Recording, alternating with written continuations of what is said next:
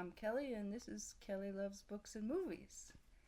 Today I'm just gonna go over what I read in October. It's not quite, I have, as I'm recording this, there's one more day left, but I don't think I'll finish anything, so this is going to be pretty much everything. Alright, first of all is James. And I don't know what I have to say about James that y'all haven't already said because I think you've all read it. I loved it. I liked just seeing another side of a story, like the same things from another point of view. I loved his point of view. I loved, it reminded me, it helped to remind me that Huck was really just a boy because in Huckleberry Finn, I was so irritated with him half the time, and this book reminded me that, like, he is just a kid. It was kind of heartbreaking at the same time, the whole story about him getting the pencil and the consequences of that, like, I was like, oh, and, yeah, that was hard. The pencil story, yeah. That was a tough one. Anyway, like I said, you all have read it before me. Uh, I did love it, and if you haven't read it, I really think you should. And I don't necessarily think you have to read Huckleberry Finn before you read this. Especially if you've read it a long time ago, you're probably going to remember some things. But if you haven't read it at all, it's fine. I mean, it was nice to have two separate pictures of the same thing, but you don't have to. Next up was Evenings and Weekends. This book takes place over a weekend in London during like June. It was like during the solstice, so and it was like record heat waves in the book, and it follows. I don't know, there's like three mainish characters and then some other characters, and they all come from the same like town outside of London, and the three main characters have moved, they're young, they're in their 20s, moved to London and lived the big life. I did really like it. I didn't love it because at times I was confused with who was who, especially like when they're talking about the parents and like siblings. I'm like, who's that again? I don't know. But they were all, I do kind of like stories in general that are like interconnected. They're like all different people and, interconnected stories like that. So in that way, I did like it. Yeah. It was on my library. I put it on my hold list. And of course, all my holds come in at once. It came in at the same time as James. And James had been on my hold list for like many months. And Evenings and Weekends was maybe a month. And of course, they come at the same time. Next up was I Used to Like You Till. This was fine. I got it from the library. It was it was on the shelf, so I grabbed it. I heard her on a podcast, and I thought, oh, that's intriguing. I'll at least read the book. And it was a really quick read. There wasn't a whole lot that seemed new to me. Like, it was fine. A lot of it seemed common sense-ish to me, but probably isn't common sense to others. She describes herself kind of as a small L small L libertarian, fiscally conservative, social liberal, like, probably a big chunk of a lot of the country. The one thing she pointed out that I think is good to remember, and I think most people in here are probably not this way, but a lot of people I know are this way, and that the media, there is a difference between news reporters and editorial pages, and so many people I think everything is editorial and conflate the two. And I think she made a good point in there about that, and even like because she's a contributor on Fox News, and that Fox News lots of people have criticisms, fair criticisms of it, but it's not that there's all editorial. There is like actual news part to it, you know. But and obviously it can be slanted some way or another, but in general, news reporting and opinion are two separate things. And people, especially in times like these, kind of make it all editorial, and it's like, no, chill, you know. Anyway, it's an okay book. Can I recommend it? Only if you're interested in that sort of thing. All right, next up was A House with Good Bones. And I wanted to read something Halloweenish around in October, so that's what I picked. Another one I had on my hold list at the library for a long time, and thankfully it came in. Wait, I take that back. This one was on the shelf, but I put it on hold so they'd get it for me because of our confusing library. But yes, I really liked it. I kind of figured out what the haunting of the house was kind of early, but then there's kind of a twist to that I was like, wow, that's interesting. Yeah, it saved the food in this book saved all the food in my refrigerator and freezer, and I had I had recorded a video and before I started getting into this, and I had, like now, I shut it off because otherwise it's too loud and gets, you hear it on the video. And I was reading the book, and just in the description she's like, I sat down and I heard the clinking of the ice machine in the refrigerator, and I was like, oh, refrigerator, I gotta turn that back on. So I turned it back on, and otherwise I would have went to bed and not noticed until the next morning, and who knows what I would have been in. I probably would have had to throw a lot of stuff out. So it saved me some dough. But yeah, it's a nice. It's not super creepy. I thought a little bit was. I mean, it was creepy. The very end was a little creepy to me. The whole. Well, I'm not gonna say it because it's kind of a spoiler, but yeah, I liked it. If you're looking for a horror that's not super horror or gory or anything, it's a good book. Next up, the new release from Michael Connelly, The Waiting.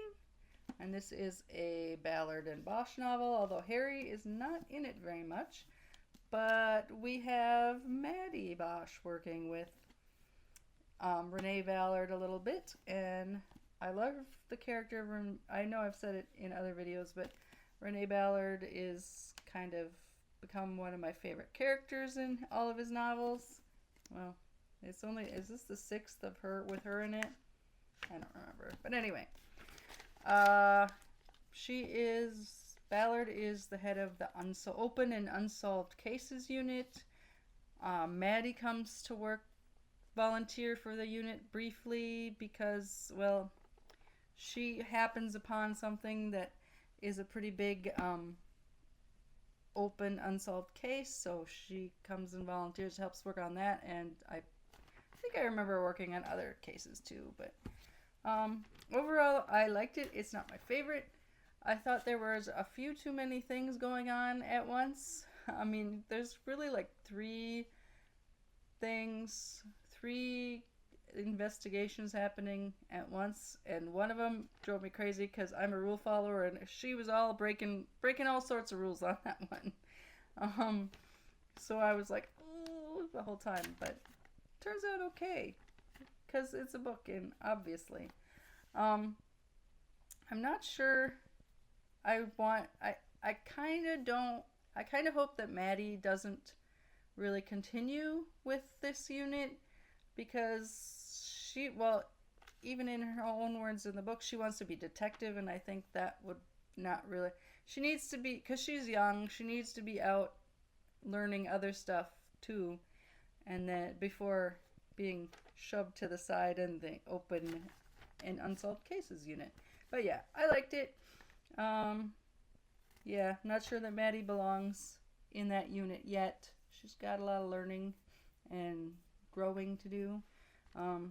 Harry was barely in it, but I think that means, I mean, Harry's in this TV series, he's obviously not old, but since these books started in like around the very late 90s, very early 2000s, and Harry was, 40, so he's in the books, he's getting up there, and so eventually, time moves on. So I think having Maddie in there sometimes would be great, but I don't want to see her stuffed in this unit away from everything else. Next up was Death by Pumpkin Spice. I needed a fall book for my hardest reading challenge you could ever do, and I was thinking about kind of a cozy mystery, and I was going to get the Pumpkin Spice Cafe, and then when I was in the store to get it, I couldn't find it, and I didn't have my phone, so I couldn't remember the author, so I picked this up instead. It was kind of fun. This is apparently, I think this is like it says a bookstore cafe mystery. So it is a series, and this was not the first. I think this was like the third. Basically, Chrissy is the main character, and she and a date go to this huge Halloween party, and murder happens. I mean, it is a murder mystery. And they're probably 95% of the whole mystery, and it takes place that night in the mansion. They're kind of stuck there because it's raining and it's up on a hill, and of course they were doing work, so the driveway up there is all mud, so nobody can get in, nobody can get out. The whole time I was reading this, I was thinking more of like a murder mystery, like you went to a murder mystery, like the Golden Girls, that one episode where they go and there's a murder mystery and they have to solve it, but then a real murder happens while they're there. I kind of felt like that was what's happening here, but yeah, it was pretty good. I probably won't read any more of the series. I mean, I'm not going to go backwards. Probably won't go forwards either. I didn't really care about any. I mean, it was a fun little diversion, but I don't really care about any of the characters all that much. And there's kind of a love triangle, but I'm just kind of like, eh. Maybe if I had read the first two books before this, I'd be more invested in that love triangle. But in here, they made it like a huge thing, and like the one was a first date, and the other one was like, I think they went out once, and they made it like some sort of, it's like, dude, chill. It's one date. You don't have to make life decisions here on one date. Anyway, it was fine. A fun diversion. And then last, The Sentence. I've been kind of behind on Minnesota authors, so obviously in my last videos you've seen I've started William Kent Kruger, a couple other authors I've started on, and this is actually my first book of hers that I've read, and I just picked it up because it was about like when I first read it, it was like bookstore, it's about about people in a bookstore, and obviously she owns the bookstore in real life, and she is kind of a minor character in here.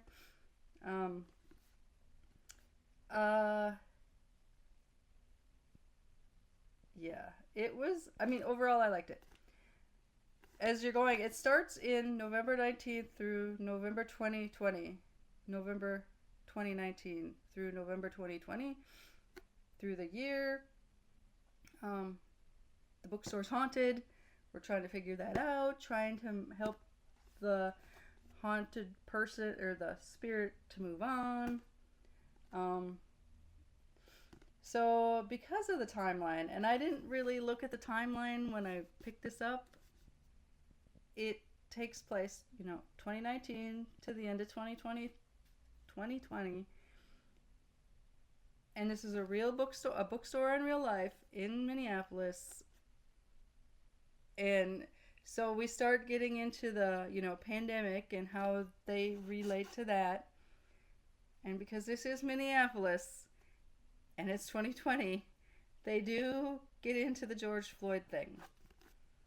Now, as I'm getting to that part, at first I'm getting through, they're talking about the beginning of the pandemic, and you're like, oh, and I'm like, oh, where is this gonna go? Because knowing in my head what really happened at that time, and this really is a place, and I looked at the back, I'm like, oh no, they're gonna get there. Luckily, it is just a small portion, but because I live here, I went through that. I really wasn't really ready to read about it in fictional form. So, outside of that, I loved the book. That part of the book, it was just a little still too. I mean, it's almost 5 years, but for me, it still feels kind of a lot closer than that, even though logically I know it isn't. But yeah, when I live here, I had the constant sirens, the helicopters, all that going on in my neighborhood as well. It was a little hard to read in fiction. I mean, for most of you, it will be interesting. And I certainly think this is a good book that you should read, and I'm definitely going to read more of her books. Alright, that's what I read in October. Now, for November, I have one goal. Besides the books I need to keep reading towards the hardest reading challenge you'll ever do, I will be reading the new Janet Ivanovich book when it comes out for my book released in that month. But other than that, I have one goal I kind of would like to do. I want to finish one book that I have started long ago and somehow put down and just never got back to finishing. I want to finish one of them. And I have a lot of them, but I picked out a handful that I'm going to finish one of these books. First up, A Court of Thorn and Roses. I mean,